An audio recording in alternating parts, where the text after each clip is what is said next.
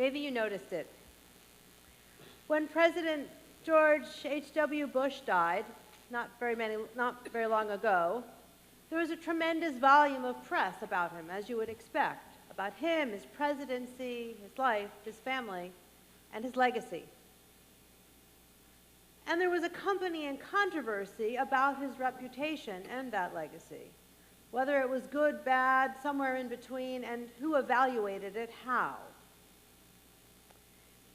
New York Times columnist Frank Bruni wrote an op-ed entitled "George Bush and the Obituary Wars" about one such contentious conversation. He explained that, as he dubbed him, liberal television writer Brian Behar praised President Bush just after he died.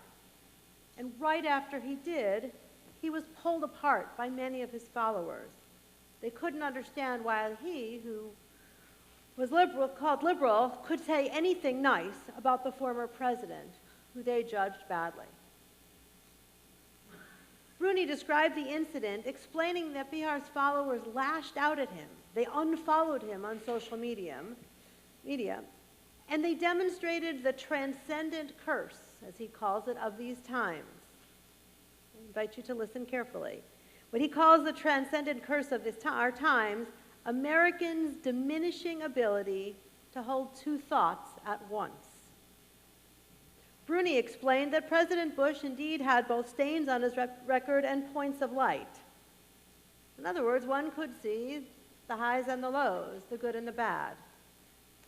But, he opines, too many of us in our world today tend to interpret events, political figures, and issues in all or nothing ways, as allies or enemies, black and white.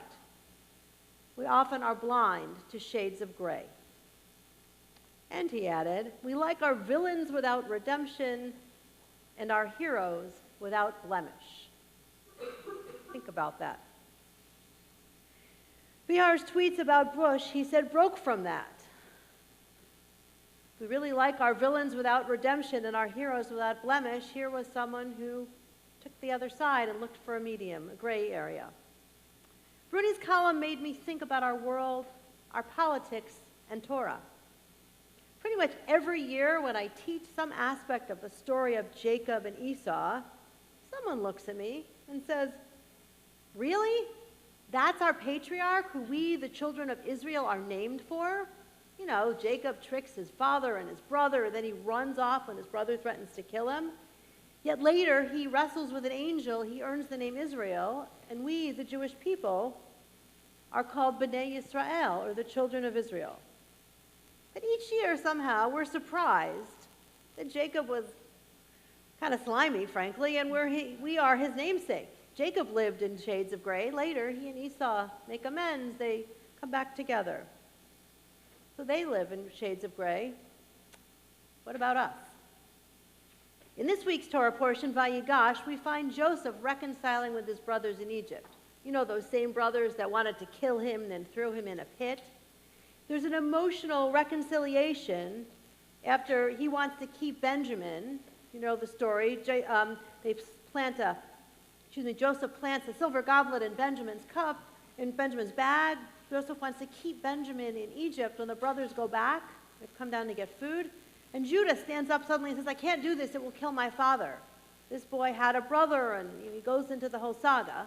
Joseph realizes that Judah's feels bad. He's perhaps done teshuvah. Doesn't quite say that.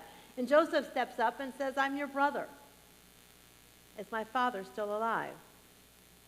So Judah goes from being one of the brothers who almost killed. He actually said, don't kill him, but just throw him in a pit. But he steps up with responsibility. And Joseph forgives him and the rest of the brothers and reunites the family.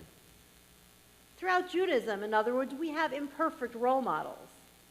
In our lives, too, if we're honest about it. Certainly, imperfection doesn't absolve us of responsibility. To the contrary, we're all accountable for our actions, good or bad. In Bruni's words, though, there's a challenge. Bruni says, we do seem to be getting worse at complexity, at nuance, at allowing for the degree to which virtue and vice commingle in most people, including our leaders. He adds, it's not a sign of softness to summon some respect for someone who disagrees with you and someone who you view as having a history of mistakes. Rather, he says it's a sign of maturity to acknowledge there's some gray area there, and it just might be a path to a better place. In other words, he says look to the gray area, look between the poles, the black and white.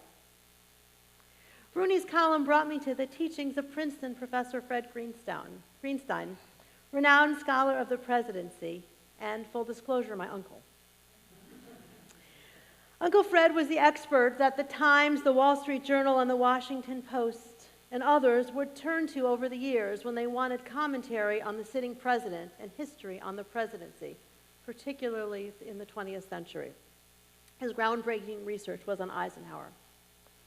I turned back to his books this week. He died last week, and I've been really thoughtful reflecting on him and turned back to his writings.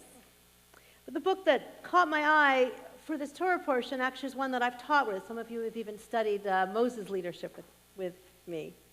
Because what caught my eye in Uncle Fred's research was his work on political psychology. He studied presidential leadership with academic rigor, and he posited that although one would expect that the qualities that bear on a president's leadership would be looked at under close scrutiny, in fact, they were not. So he turned from research and documents, looked at all those, but he also looked at particular criteria that he applied to presidents from FDR through Obama, and then he actually went back to earlier presidents. Let me tell you the criteria he used to evaluate our presidents. First, public communication. Second, organizational capacity. That is, the president's ability to rally his colleagues and structure their activities effectively. 3, political skill and vision. 4, cognitive style with which the president processes the Niagara of advice and information that comes his way. And lastly, emotional intelligence. That is the president's ability to manage his emotions and turn them to constructive purposes. Now, as I raise these qualities, I imagine that some of you have your minds racing. Don't go there. This is not a political sermon, really.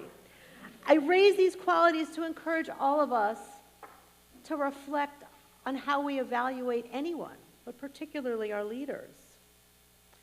I'm not going to tell you how he rates and ranks certain presidencies, but you can get his book, The Presidential Difference. He devotes a chapter from FDR up through Obama, and you can read really, really concise and well-written chapters. But here's the thing. I'll tell you what I learned from that book. Uncle Fred's book challenged me to think about the criteria for evaluation. He challenged me not to jump to ideological or polar conclusions, because what I took from his book, The Presidential Difference, is that the presidents who I might have viewed as bad or I didn't agree with actually came out looking pretty good by his criteria, some of them. And some that I really respected and liked their legacy didn't always look so good. Speaking in broad strokes for sure, I'd like you to read the book, it's good. And as I encountered Uncle Fred's conclusions based in personal interviews and much scholarship at presidential libraries and all their advisors across generations, he really made me think. And he challenged me to say, oh, well, that president, I may not have agreed with his policy, but look at how effectively he communicated. Or this one, I agreed with his policy, but look at how he handled other things. In other words, it wasn't so simple, and it wasn't black or white. If we're honest, we'll acknowledge that in our world we often rush to judge, not just politicians, but so many in our world, even members of our own families, our friends, often particularly those with whom we disagree. For sure, we need to look at others' actions, and we need to hold people accountable, including ourselves. But we also have to acknowledge the full spectrum of a person and also how they grow and change, like Jacob and Judah. And we need to be open to acknowledging the good and the bad. Uncle Fred wrote, each of the modern presidents is a source of insight, as much for his weaknesses as his strengths. Each year that we study the story of Jacob and the stories of the rest of our ancestors, we find imperfection for sure. If we look at our lives, we find it too.